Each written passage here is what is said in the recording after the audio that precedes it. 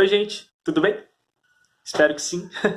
Então, não faz muito tempo que o canal recebeu a participação especial da Zódia Pereira, que, para quem não sabe, foi a Emília da Bandeirantes em 1958, do sítio da Bandeirantes em 1968. E para mim foi uma alegria tremenda conseguir falar com ela, conseguir essa entrevista, essa exclusiva, pela primeira vez na internet, ela falando exclusivamente sobre o papel dela como Emília. E ok.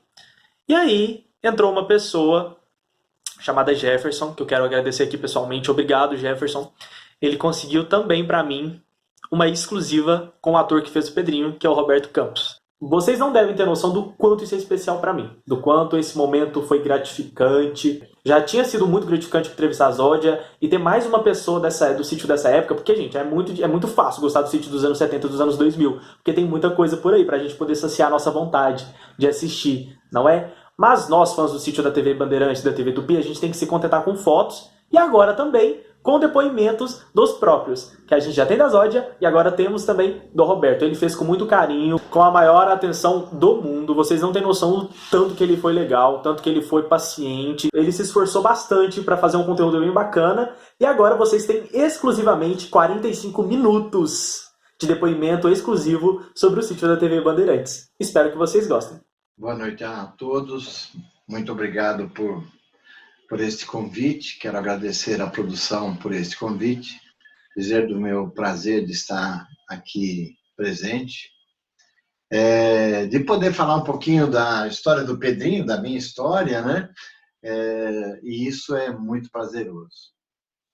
Então, para falar um pouquinho da história do Pedrinho, preciso voltar um pouquinho atrás na minha história. Eu venho de uma família pobre, né? Uma família com dificuldades financeiras. E eu me lembro que, na ocasião, quando eu terminei o ginásio, na época, ginásio, hoje o primeiro grau, né? Então, o ginásio, eu não sabia o que eu deveria estudar. Tinha todos os cursos técnicos, né? Eram os cursos técnicos e eu não sabia o que estudar.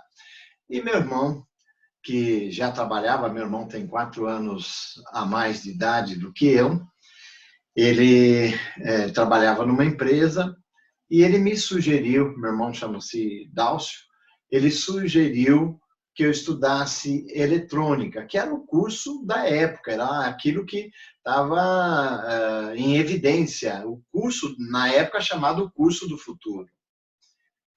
E aí a gente se informou e descobrimos que tinha o Colégio Liceu Eduardo Prado, que ficava em Pinheiros, e que dava o curso de eletrônica. Era um dos poucos lugares que existia o curso de eletrônica. E aí, o que eu fiz? Eu saí de casa e fui até Pinheiros, até o liceu, para pedir uma bolsa ou meia bolsa. Ele pediu que eu fizesse a matrícula, que iria estudar o caso. Para ir até o liceu, eu ia a pé até o Largo de São José do Belém, e do Largo de São José do Belém ia de ônibus até Pinheiros. No primeiro dia de aula, um dos professores disse assim que a gente deveria procurar um estágio ou numa emissora de rádio ou numa emissora de televisão. Qualquer uma das duas. Por quê? Porque até ele falou, eu me lembro que ele falou do videocassete que estava chegando, o videocassete, e o videocassete que era um aparelho eletrônico e que gravava, e falando as maravilhas do videocassete. Tanto que, na minha época, videocassete era um rolo deste tamanho, né? Imagine um rolo de mais ou menos uns 80 centímetros de diâmetro, né? E com uma largura de aproximadamente 10, 12 centímetros, né? Esse era o videocassete, a gravação, a fita do vídeo. E nós, todos os alunos ficaram, bom, vamos procurar estágio. Como eu morava muito longe, eu estava conversando com uma das pessoas, ele disse assim, olha, eu acho que tem que procurar, e eu expliquei, né, para um dos colegas eu falei, mas eu moro no Belém, onde é que eu vou arrumar estágio em emissora de rádio, né, ou de televisão?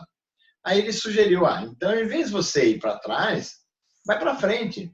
Vai lá no Morumbi, lá você tem a TV Bandeirantes.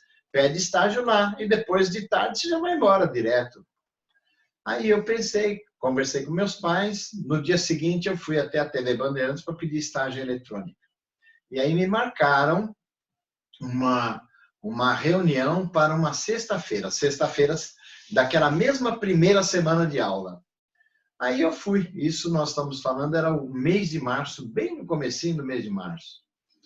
Aí eu fui até a TV Bandeirantes, e a TV Bandeirantes, no prédio naquela época, ela tinha uma fachada de vidro, tinha um corredor, né, e as salas todas de frente para essa fachada de vidro.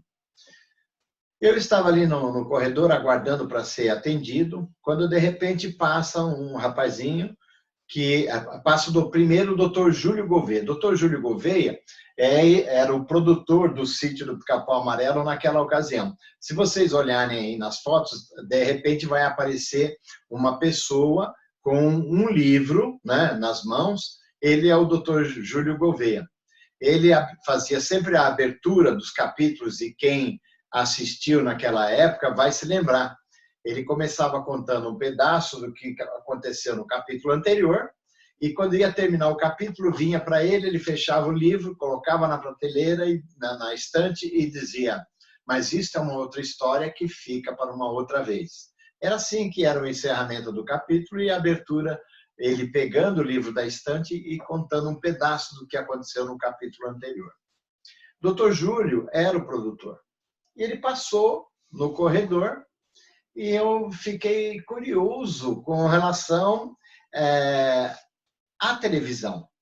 E quando foi dali a pouco, na minha cabeça passou aquele pensamento assim: e se eu passasse na televisão, né? Se eu aparecesse na televisão?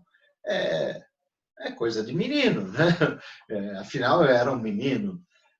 Aí passou um garoto, que era o rapazinho que fazia a distribuição dos papéis, vamos dizer, um office boy interno.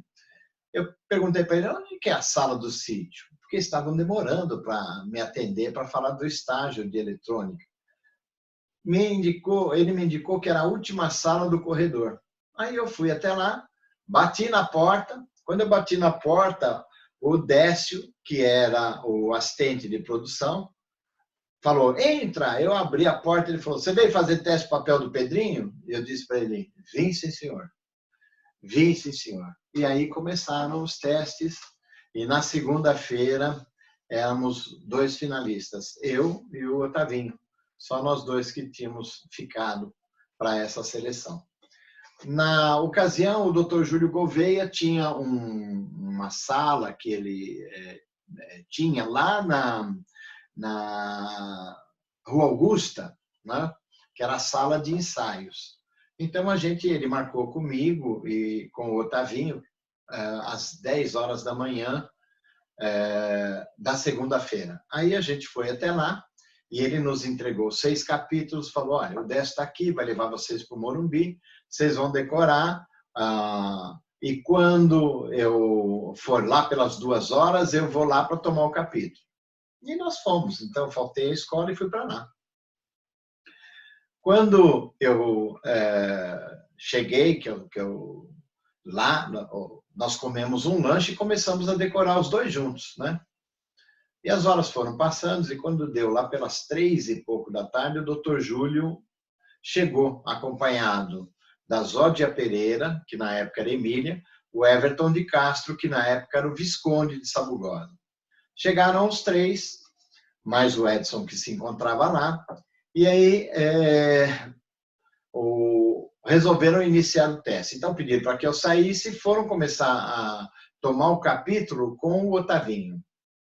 Deu um branco no Otavinho, um branco total. Aí ele saiu e eu fui chamado para entrar. E deu um branco total também de tudo que a gente havia decorado naquele espaço de tempo. Muito bom. Aí o doutor Júlio mudou a forma de teste, foi para uma improvisação e depois pediu para os 2 saírem e ele conversou com a Zódia, com o Everton, coisa que hoje eu deduzo que tenha sido algo para preparar um teste diferente.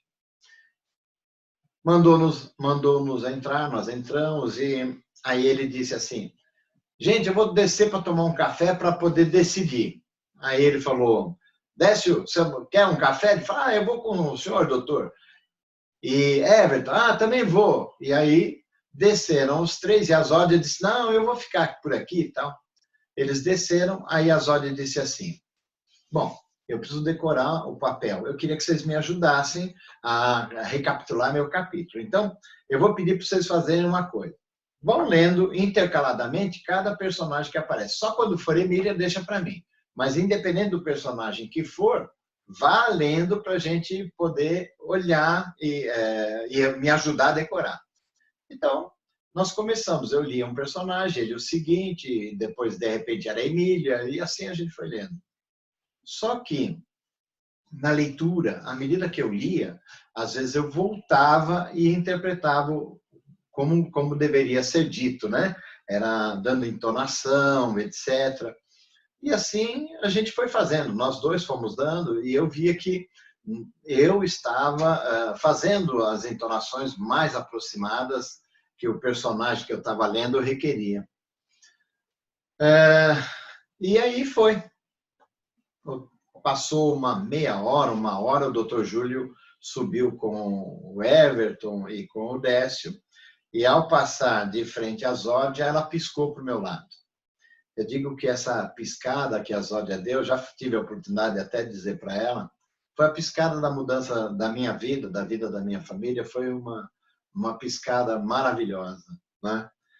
Quando ela piscou para o meu lado, o doutor Júlio se sentou e falou, olha, os dois vão trabalhar na televisão. Um vai ser o Marquês de Rabicó e o outro vai ser o Pedrinho. O Marquês de Rabicó é um freelancer que vem quando tem gravação com o Marquês de Rabicó. E o Pedrinho vai estar em todas as gravações. Então, eu vou convidar um de vocês dois e o que eu convidar, o que eu falar o nome é o que vai fazer o papel de Pedrinho.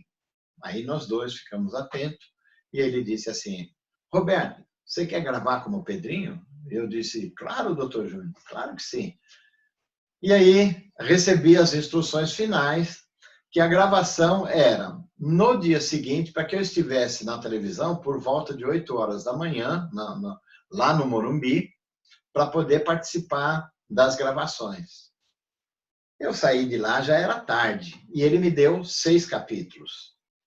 Eu fui para casa, decorei com uma certa facilidade os 3 primeiros capítulos, bem decorados, mas do quarto para frente isso já era de madrugada, já o sono começou a bater, a cabeça já não funcionava, e eu lembro que o meu irmão, que me ajudou nesse primeiro dia, tomava o capítulo e deixava eu errar uma palavra. Se eu errasse, eu tinha que voltar, porque a palavra tinha que ser exatamente a que estava escrita no texto, né?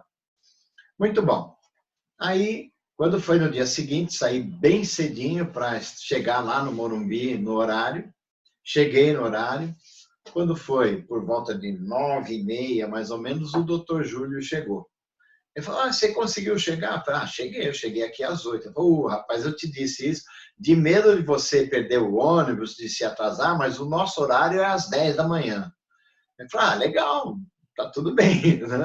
Mas e aí, eu muito preocupado, disse para ele, doutor Júlio, mas eu não consegui decorar todos.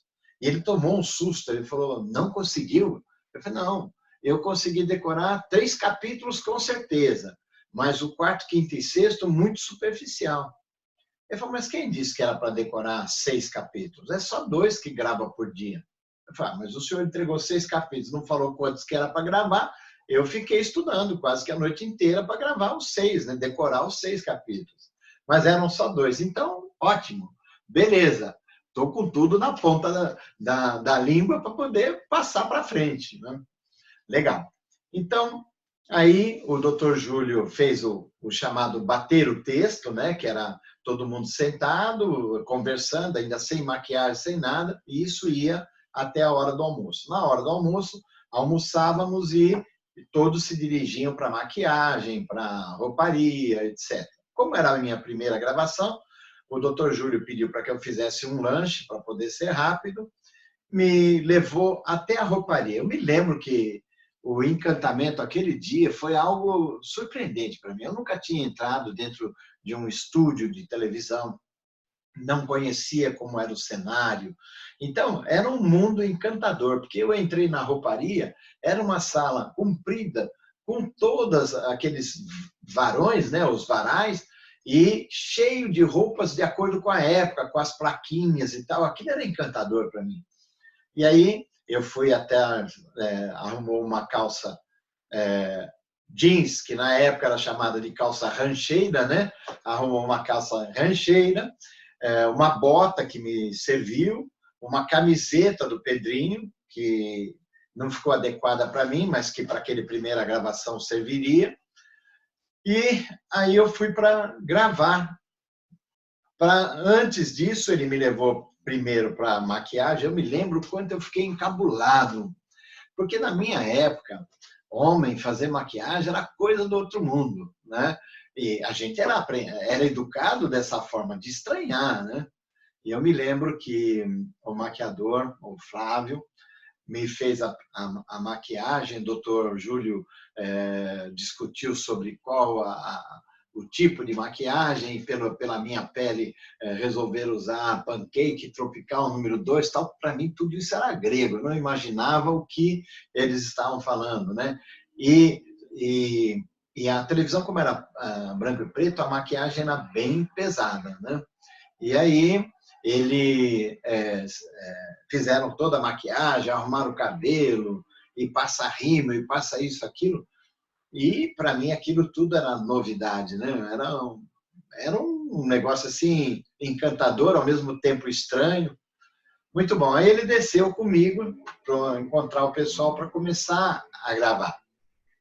Quando eu entrei no estúdio e eu vi aquela iluminação que descia, as gambiarras, o som, toda aquela movimentação, eu vi o cenário pela primeira vez, e aí eu olhava o cenário encantado, porque como que era o cenário na nossa época, né? Era um pano onde tinha o desenho, uma armação de madeira, e ele era preso no chão com pesos, né? Pesos de ferro. Então, aquilo era encantador. Eu conheci a Casa do Sítio imaginando, como todos os espectadores e todas as crianças imaginavam, que aquilo fosse uma casa verdadeira. E não era, né? Então, para mim, havia aquele contraste daquilo que eu conheci e daquilo que eu estava vendo. Era muito interessante, né? Era uma emoção, uma sensação diferente. Bom, aí ensaiamos, houve as marcações, etc., e começou a gravação. A primeira cena que eu gravei, a vovó Benta estava cortando a unha do Pedrinho e havia uma passagem do Pedrinho anterior para o Pedrinho atual. Então, fechava em close no Pedrinho, que era até um Pedrinho que estava trabalhando meio que improvisado, que já era um adulto na época, na passagem de um Pedrinho para o outro. Então, fecharam no rosto dele e abriram no meu rosto para poder mostrar a troca do Pedrinho. E eu me lembro que ele disse que aquilo era um close, mas não explicou detalhes. Eu não tinha a menor ideia do que era close, plano, contraplano, traveling. Não sabia absolutamente nada de câmeras. Então, a primeira cena era a vovó Benta cortando a unha e, em seguida, o Pedrinho começava a discutir com a Emília. Bom, a câmera se aproximou e no meio, nós já estávamos no cenário, né, onde começaria a minha gravação, enquanto eles terminavam num outro cenário, terminavam a gravação da história anterior. E aí havia a passagem. Então, nessa passagem, nesse momento, eu tremia tanto, e eu me lembro que a Célia, que era a vovó na época, falava para mim: calma, calma, fica sossegado, calma, vai dar tudo certo, vai dar tudo certo. E me acalmava, né? Porque eu estava com a mão tremendo ali, né? Então ela segurou a minha mão firme para poder eu não tremer e começar a gravar. Só que eu lembro que como eu não conhecia o que era close, não tinha a menor ideia de como seria, eu comecei a discutir com a Emília e comecei a balançar a cabeça. E à medida que eu balançava, como eles tinham enquadrado como close, bem perto, o meu rosto subia e descia da televisão e eles abriram a imagem para poder não haver isso, né? Talvez as pessoas não se lembrem, mas para mim aquilo ficou muito marcado, porque foi a primeira vez que eu me vi no quadro da televisão e aquilo marcou para mim, né? Que eu sumia, né? Bom, e aí o capítulo foi rodando, foi até o final, praticamente o final. Só que no final eu dei uma parada. Eu parei de falar e me afastei, e a Narizinho falou as minhas falas e continuou a gravação normal e foi até o fim, porque estava no fim do capítulo. Aí o doutor Júlio veio e perguntou, escuta, por que você parou? Eu falei, não, eu parei porque ela teria que falar isso, só que ela não falou assim, ela falou assim, e eu achei que ia parar. Aí ele me explicou que o que importava era o sentido, não precisava ser exatamente aquela palavra que estava escrito, mas você poderia usar um sinônimo, algo parecido, né? Desde que a frase, a sentença fosse aquela mesma, desse tudo certo. Então, foi onde aí ele me falou, você pode falar por outro personagem como ela fez, se a pessoa esquece, você pode ajudar, né? É uma cooperação. E eu não sabia até então o porquê disso. Quando foi no segundo capítulo, que era gravado no mesmo dia, aconteceu o branco contrário, a Celinha teve branco, a Narizinho teve branco. E eu entrei com a frase dela e foi até o fim. Aí o doutor Júlio deu positivo tal, e foi muito bom para mim. O que aconteceu? Na época, não podia parar a gravação de jeito nenhum. Por quê? Porque não havia a montagem como há hoje, né? Hoje você grava a trilha de imagem, a trilha de música, a trilha de fala, tudo separado. E você junta depois numa montagem. Então, num caso de um corte, você consegue cortar, sobrepor, trocar música, você consegue fazer isso. Hoje tem todas as facilidades. Na minha época, não. Você tinha que gravar o capítulo, o capítulo tinha em média 25 minutos sem nenhuma quebra.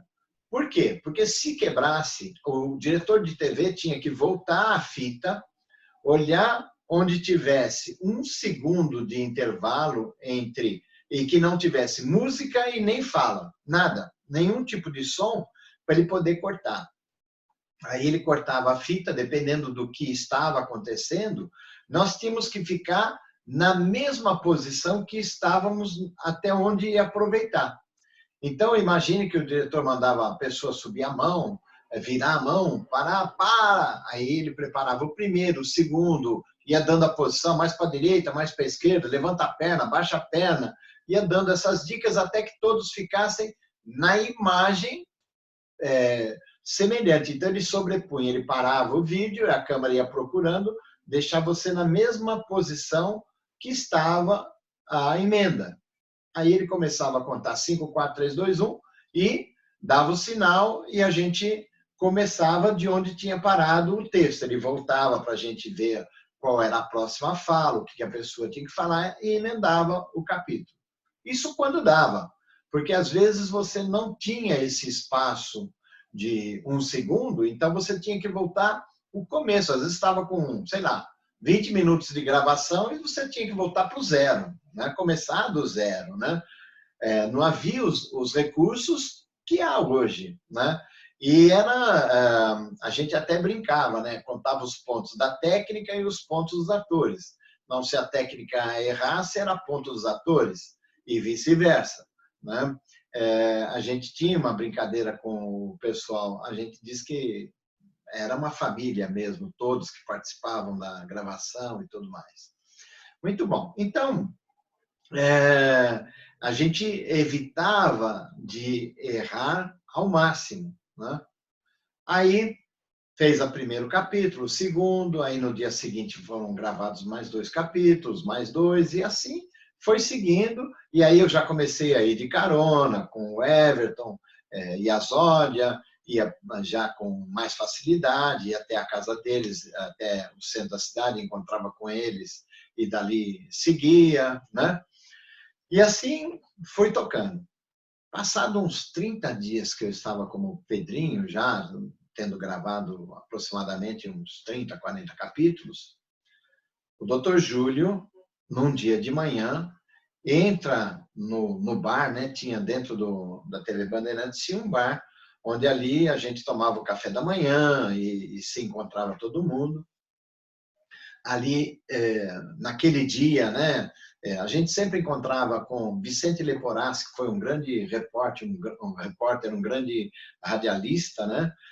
Ele e uma equipe de jornalismo da TV Bandeirantes, eles estavam lá tomando café da manhã também, e o doutor Júlio entrou e disse assim: senhor Pedrinho, dando bem alto, sabe? Como fosse dar aquela bronca. E claro, eu, como qualquer pessoa, entrei na ansiedade e fui até ele. Aí ele disse assim: eu quero lhe dizer uma coisa. Eu mandei fazer uma pesquisa no colégio Madre Caprini, e não me lembro o nome do outro colégio, e eu quero lhe dizer, o senhor foi aprovado por unanimidade pela criançada. Então, agora, o senhor está efetivado como Pedrinho. E aí ele me deu um abraço, e eu lembro que o pessoal aplaudiu, né, brincou comigo e tal. E isso foi muito marcante. Foi a segunda coisa marcante na televisão, a piscada, e esse momento onde foi realmente aí o Dr. Júlio Gouveia aparecendo aqui no fundo. Ficou muito marcante para mim, né? Bom, a televisão, na minha época, era um mundo totalmente diferente. As montagens, os truques, tudo era muito diferente do dia de hoje, né? Eu me lembro que quando o Pedrinho, na história, faz o Visconde de Sabugosa, então tinha um boneco imitando de sabugo de milho, com as perninhas e tal, imitando o Visconde de Sabugosa, que o Pedrinho, na história, faz o Visconde a partir de uma espiga de milho. Então, como é que foi feito o truque para ver a passagem do boneco para a pessoa representando o Visconde de Sabugosa? Né? Então, tinha um cenário que tinha imitando um riacho, então é como se faz nos presépios, né? Bota o vidro, o espelho, né? E põe aquelas plantinhas, pedrinhas em cima e fica imitando um riacho, uma lagoa. Era a mesma coisa, tinha os vidros, né? Que eram colocados no chão e os cenários. Então botava o capim, pedras de isopor, etc., e colocaram o Visconde de Sabugosa bem ali deitado com os braços abertos, né? Então ele estava com os braços abertos. E aí o Pedrinho se agacha ali, porque abriu os braços, fica agachado ali, e nesse momento a câmera fica fixa no boneco, o Everton se deitou um pouquinho mais adiante de onde estava o boneco, abriu os braços na mesma posição que estava o boneco, e eu passei para o lado do Everton, do Visconde, que ia tomar vida, né? E aí a câmera foi piscando a imagem, né? E aí ela foi escurecendo, desfocando o boneco e focando cada vez mais o Everton até que o Visconde surge, né? Isso era muito diferente. Por exemplo, quando ia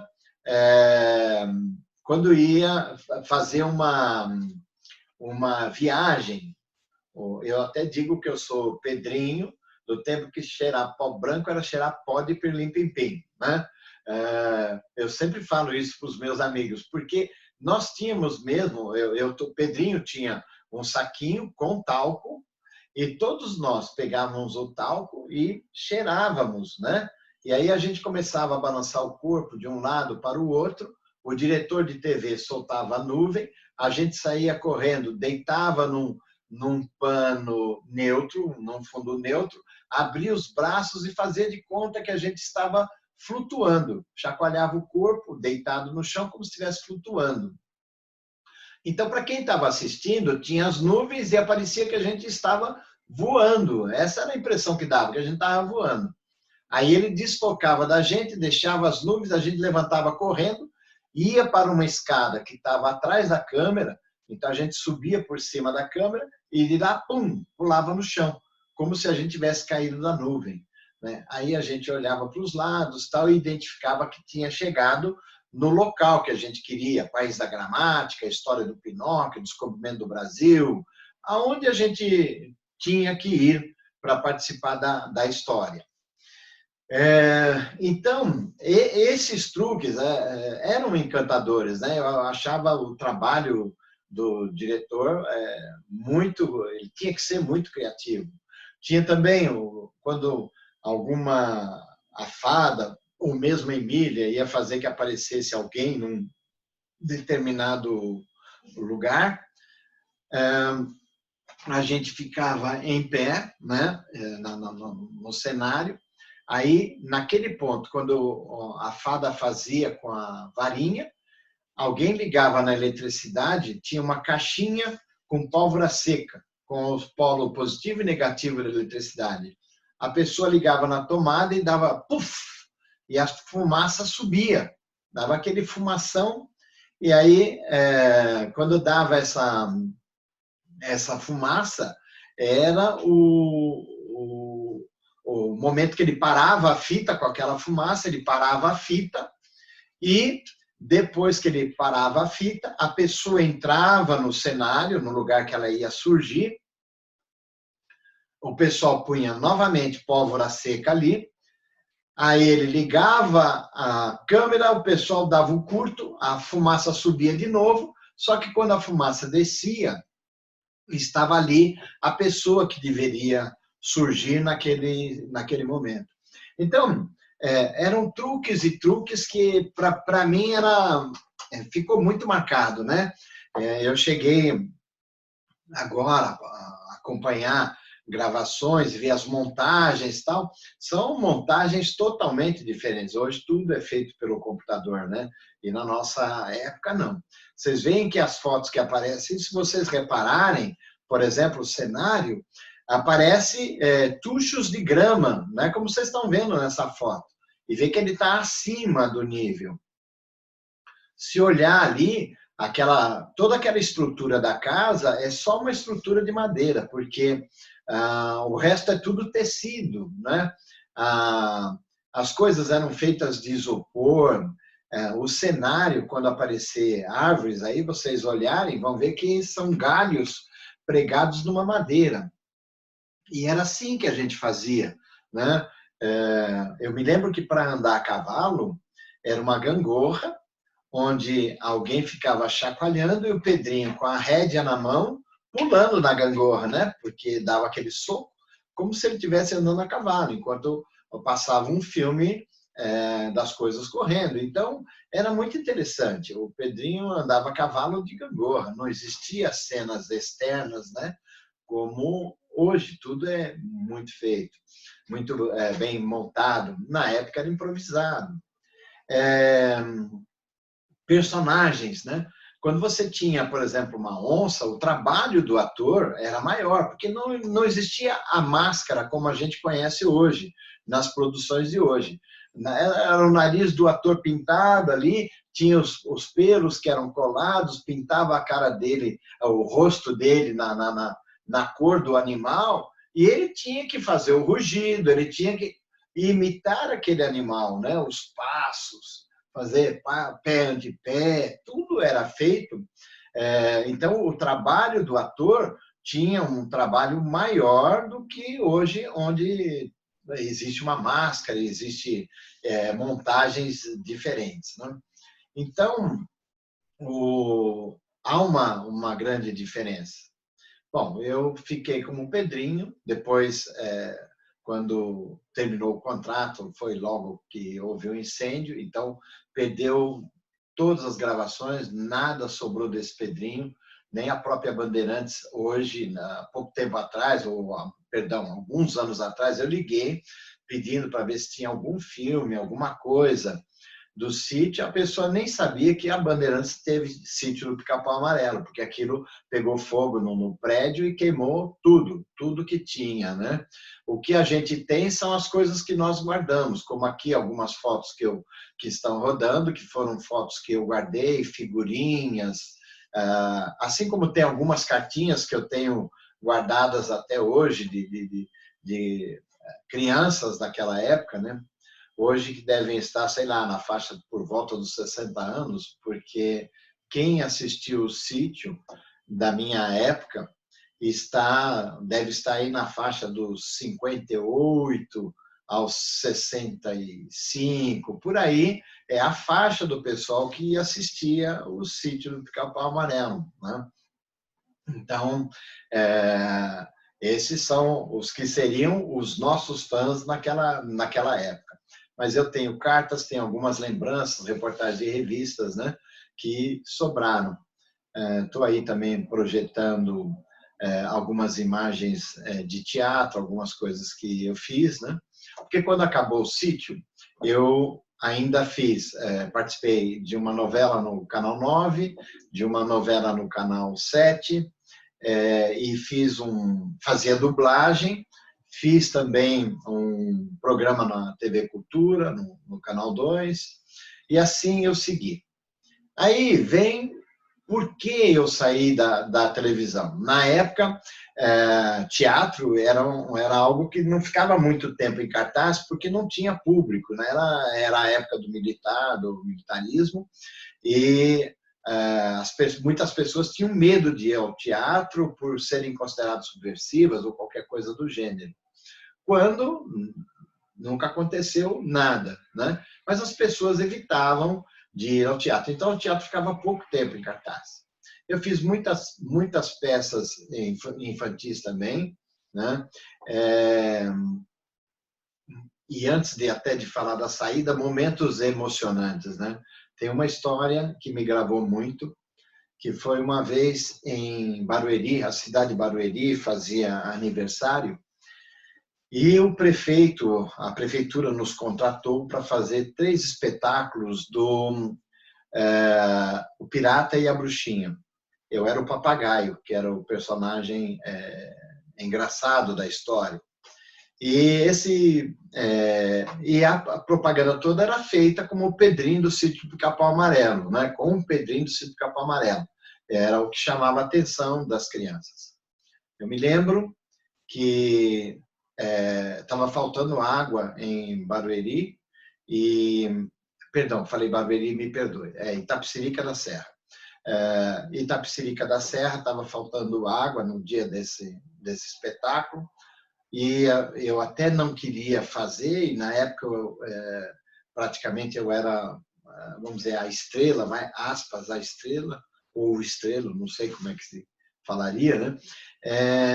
Eu não estava querendo fazer por causa do cheiro e tal, mas no fim, quando a gente saiu lá fora, vimos aquela fila de crianças que a prefeitura tinha convidado os colégios, né, para assistir o espetáculo. E a gente decidiu entrar, e eu me lembro que na hora do almoço a gente foi almoçar para fazer mais 2 espetáculos na parte da tarde, e quando a gente vinha subindo, eu me lembro de um garotinho que era paraplégico, estava andando, fazendo a subida com as muletas, né? E o motorista, a gente pediu para que o motorista parasse e desse carona para ele, porque a escola estava todos os alunos subindo e ele era o último ali que vinha longe. Aí abriu a perua, o menino sentou, ele sentou do meu lado. Eu me lembro que a emoção dele de dizer, pô, cara, amanhã eu vou poder dizer para todos os meus amiguinhos que eu andei do lado do Pedrinho do Sítio do Pica-Pau Amarelo. Isso deve fazer parte da história dele, mas faz parte da minha história também, né? A emoção que ele me transmitiu, e é quando a gente percebe o quanto a gente pode representar na vida do outro, e muitas vezes a gente não percebe isso, né?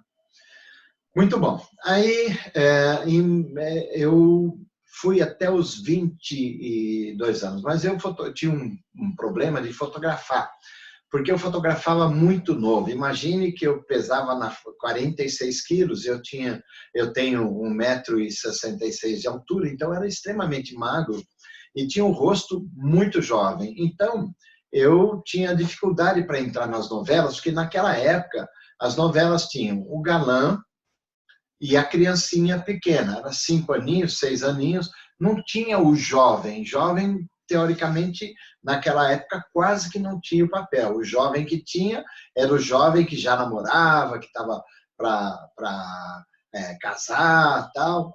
Era assim que eram as novelas. Então, eu tinha alguma dificuldade, tinha um pouco de dificuldade para achar papéis.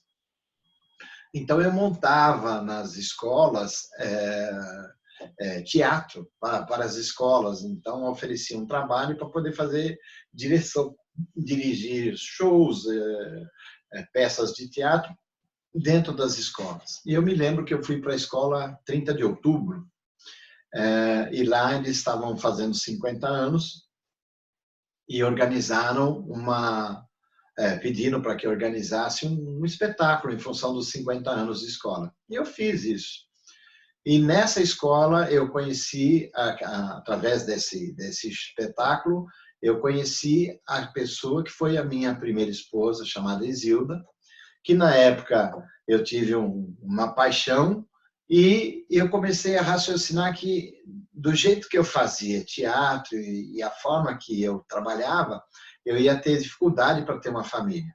Como eu me apaixonei, eu resolvi sair do teatro e começar uma nova vida. Então, tem pessoas que perguntam, você se arrependeu? Não, não me arrependi, porque foi uma escolha, na época, por amor, né? E se foi por amor, está tudo certo, né? Aí eu voltei a estudar, etc., e fui fazendo a minha vida, né?